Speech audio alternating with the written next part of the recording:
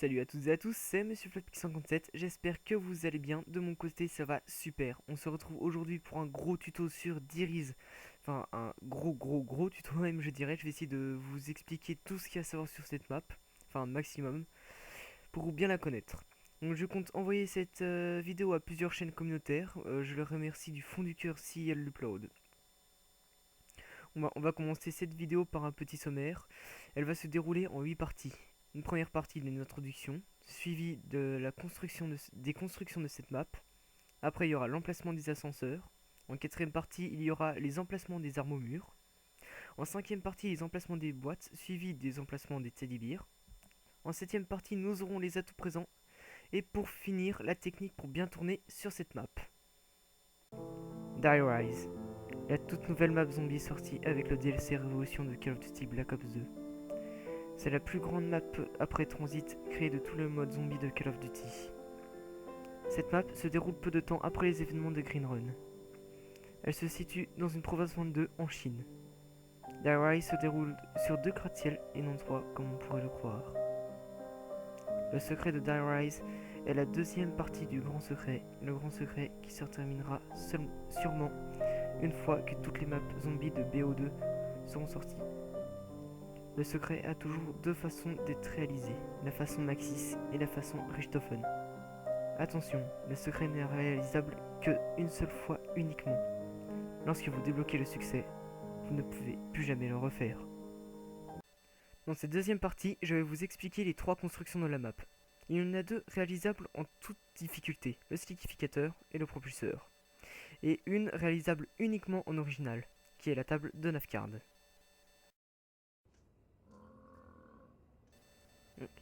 La première construction que je vais vous montrer dans cette deuxième partie est le propulseur.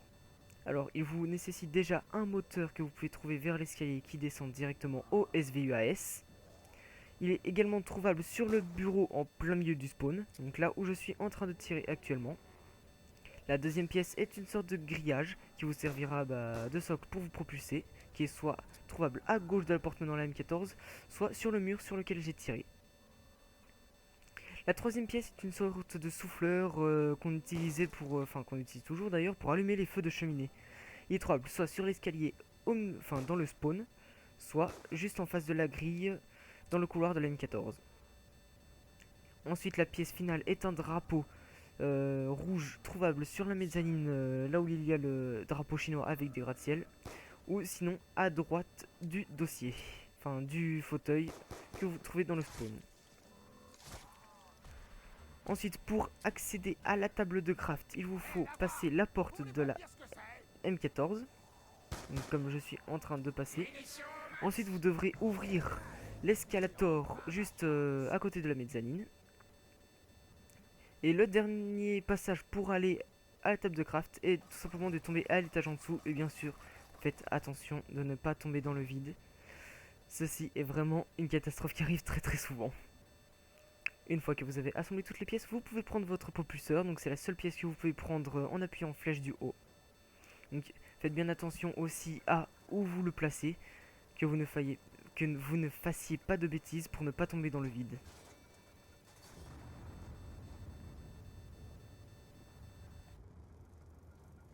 Alors pour construire cette arme spéciale, vous allez avoir besoin de 4 pièces, comme les 2 autres constructions présentes sur la map.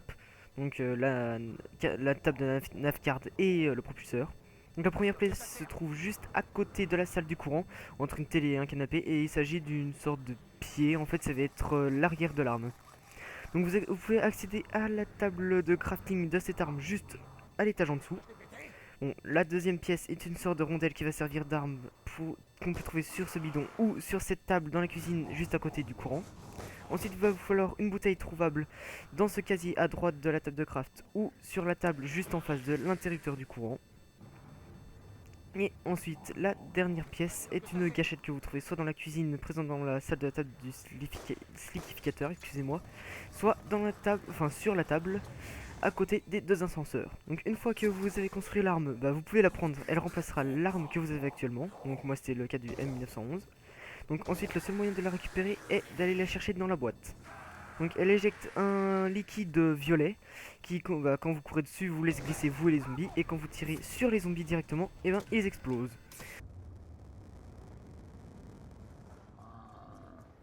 La dernière construction de cette partie est la table de 9 cartes. La première pièce est une planche servant de support qui se trouve sous la passerelle sur le toit. La deuxième pièce est une radio trouvable à droite de la descente vers la MP5 dans un coin. Je tiens également à préciser, excusez-moi, que chaque pièce n'a qu'un seul et unique endroit d'apparition. Donc tous les endroits où je vous montre où sont les pièces, vous les trouvez forcément ici. La troisième pièce est une météorite, non loin des clés morts. Elle se trouve dans un tas de poubelles et de papier. Vous voulez pas me dire ce que c'est?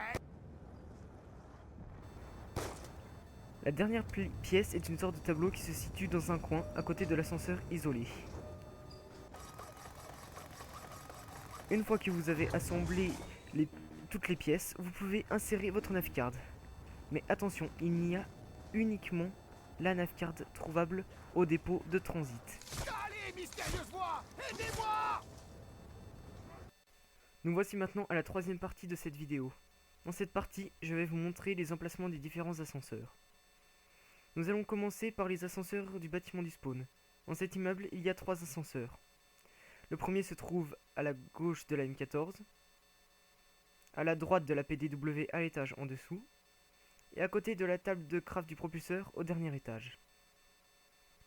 L'autre ascenseur, au bout du couloir après le spawn, descend dans la salle du SVU, et ensuite dans le restaurant vers le tableau du dragon.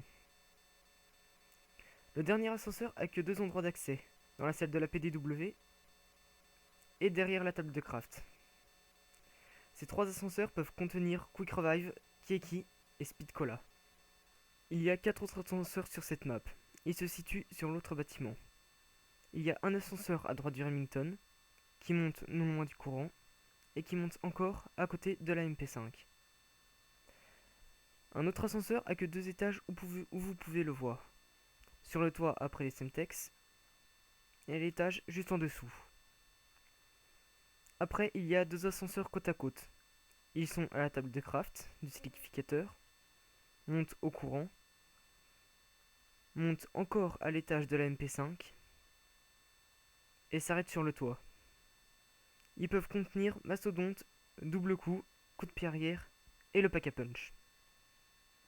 Dans cette quatrième partie, je vais vous montrer toutes les armes présentes au mur. Si sur certaines images il n'y a pas d'armes affichées, c'est en fait parce que le mode studio affiche que les armes que vous avez déjà achetées. Je vais vous citer les armes et leur emplacement dans l'ordre. Au spawn, vous trouverez l'Olympia. Dans la salle suivante, il y a la M14. À l'étage juste en dessous, il y a le SVUAS à gauche du premier Teddy Bear. Dans la salle de la navcard, vous trouverez la PDW57. À l'étage encore en dessous, dans la salle de la table de craft du propulseur, il y a le B23R. Dans la salle du premier emplacement de la boîte, vous aurez la M16 juste à sa droite. La prochaine arme au mur se situe dans la grande cage d'ascenseur avec les paliers, c'est le pointaseur. En bas de cette cage d'ascenseur, dans le couloir avant la salle du Bouddha, il y a la N94. L'arme suivante se trouve sur l'autre immeuble, c'est la K74U. Vers l'ascenseur isolé, à l'étage de la table de craft du silificateur, vous pourrez trouver le Remington. Au niveau du toit, derrière un des 2 ascenseurs, vous pouvez acheter le couteau de boucher. Non loin de la descente du toit qui mène à l'étage en dessous, vous trouvez la MP5. Après les 2 ascenseurs, côte à côte, sur le toit, vous pouvez acheter les clés morts. Et après l'antenne, vous trouverez les Semtex. Maintenant à la 5ème partie. Donc je vais vous présenter les emplacements des boîtes présentes sur cette map. Sur Diriz, vous avez 3 emplacements de boîtes. Le premier est toujours au même emplacement. Il faut passer derrière le bar du restaurant, prendre la descente juste en face de vous et regarder au plafond.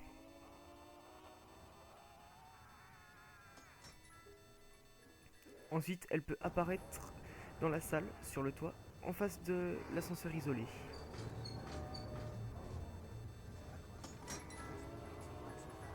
Et le dernier emplacement possible est tout simplement juste derrière le bar du restaurant avant la descente qui mène à la première boîte. Dans cette 6ème partie, je vais vous montrer les 3 emplacements des teddybears qui vous servent à activer une musique. Alors le premier teddybear se situe dans la salle du SVU. Il se situe tout simplement à droite de l'SVU sur l'étagère, vous verrez, il est très visible. Le deuxième teddybear se situe dans la salle du Bouddha. Alors il faut monter sur le grand pilier qui est couché sur un palier. Et vous le verrez juste à votre droite dans le vide, donc faites attention surtout à ne pas tomber. Et le teddybear final se trouve dans la salle du courant. Quand vous entrez, tournez tout de suite sur votre gauche, il sera posé sur une table contre le mur. Une fois que vous aurez activé les 3 teddybears, vous pourrez entendre la musique We Fall Down de Kevin, Sherwood. Dans cette 7ème partie, je vais vous présenter les atouts présents sur Diriz. Tout comme sur Green Run, il n'y a que 6 atouts. Dans le premier bâtiment, celui du spawn, il y a toujours les 3 mêmes atouts. Vous pouvez avoir Quick Revive, Kieki et Speed Cola.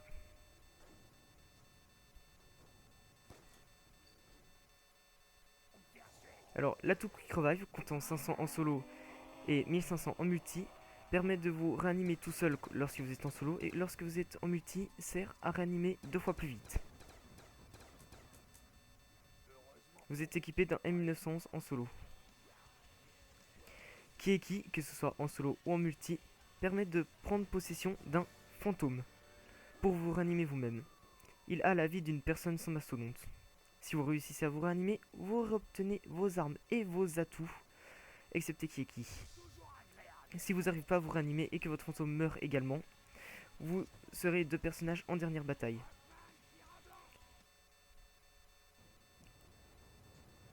Speed Cola sert tout simplement à recharger plus rapidement. En fait, c'est un tour de passe-passe. Il coûte donc 3000, que ce soit en solo ou en multi. Je me sens tout léger avec ce truc. Dans le deuxième bâtiment, vous pouvez avoir double coup, coup de pied arrière et mastodonte.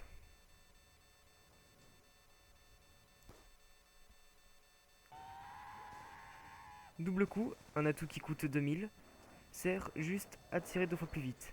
C'est en fait un tir rapide. Coup de pied arrière vous sert à avoir 3 armes sur vous et non 2. Il coûte 4000 et lorsque vous mourrez, vous perdez l'atout et votre 3ème arme. Mastodonte lui permet d'avoir plus de vie. Donc mourir en 5 claques et non 2. Cette partie va sans doute être la plus longue de la vidéo. Je vais vous dire comment bien tourner sur Die Rise à 1, 2, 3 ou 4 joueurs. Pour bien tourner en solo, je vous recommande déjà 4 atouts. Double coup, Mastodonte, Speed Cola et Quick Revive. Lorsque vous aurez utilisé vos 3 Quick Revive, je vous recommande coup de pied arrière.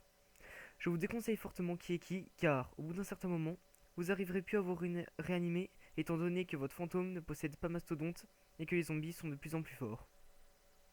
Comme 2 armes principales, je vous recommande soit le laser, soit le slikificateur, et soit une mitrailleuse, soit une MP5.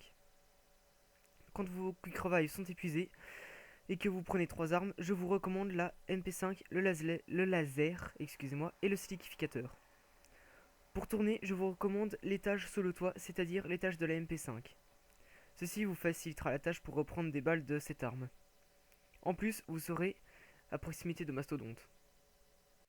À 2 joueurs, les atouts recommandés sont Masto, Quick Revive pour animer plus vite, Speed Cola et double coup. Ne prenez pas Kieki pour la même raison que précédemment. Je vous déconseille 3 armes également pour que quand vous mourrez, vous ne soyez pas déçus de perdre votre 3ème arme. Les armes recommandées sont qu'un joueur ait le slikificateur, et soit la MP5, soit une mitrailleuse, et que l'autre joueur ait le laser, soit la MP5, soit une mitrailleuse. Pour tourner, un joueur tourne sur le toit à côté de l'antenne, et un autre joueur à l'étage de la MP5. À 3 joueurs, ceci est un peu plus difficile. Essayez de rester sur le même bâtiment pour faciliter les réanimations.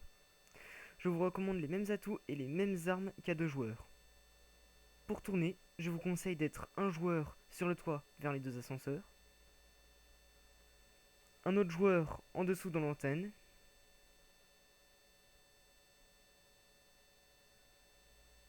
et un dernier à l'étage sous le toit, l'étage de la MP5.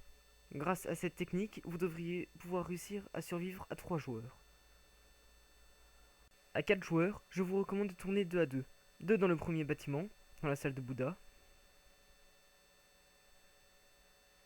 et les 2 autres dans l'autre bâtiment, un tournant sur le toit, et l'autre à l'étage de la MP5. Pour les joueurs qui tournent dans la salle du Bouddha, les armes recommandées sont qu'un joueur ait une mitrailleuse et le sélificateur, et que l'autre joueur ait le laser et une mitrailleuse. Pour le joueur qui tourne à la MP5, je lui recommande la MP5 et le laser, et pour celui sur le toit, une mitrailleuse et le laser. Je recommande à tous les joueurs d'avoir les singes. Les atouts que je recommande sont Mastodonte, Quick Revive, Speed Cola et Double Coup. Je déconseille Kiki et coup de pied arrière pour les mêmes raisons que précédemment. Avec cette technique, vous devriez pouvoir survivre un bon nombre de manches. Bon bah, j'espère que cette vidéo vous aura plu et qu'elle vous aura bien aidé. Si vous vous posez des questions sur cette map, n'hésitez pas à les poser en commentaire, je vous répondrai bien sûr. En tout cas, merci d'avoir regardé cette vidéo et aussi merci aux chaînes qui l'auront accepté. N'hésitez pas à vous abonner et à liker, ça fait toujours plaisir et ça prend 2 secondes. En tout cas, prenez soin de vous les amis et à la prochaine.